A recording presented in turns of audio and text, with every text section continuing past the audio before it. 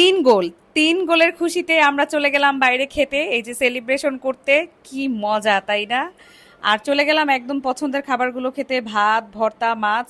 এই যে আমার বোনও কিন্তু হচ্ছে আর্জেন্টাইন সাপোর্টার।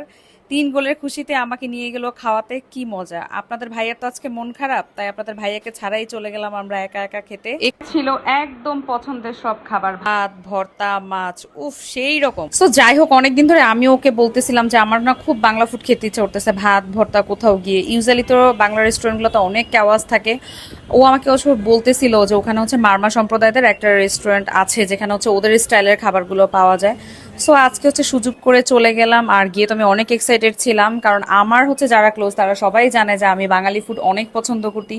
ভাত, ভর্তা, ফিশ এগুলো আমার অনেক বেশি পছন্দ। আর এই যে দেখেন বয়েল ভেজিটেবলগুলো, এগুলো যদি আমি বাসায় করতাম নিজে নিজে বয়েল, তাহলে জীবনে মনে খাইতে পারতাম না, ভালো লাগতো না। বাট ওদেরটা কেন এত মজা, খাবারগুলোতে কিন্তু কোনো তেল মশলা ছিল না, তারপরও এত বেশি ভালো লেগেছে। যাই হোক, খুবই হেলদি খাবার ছিল।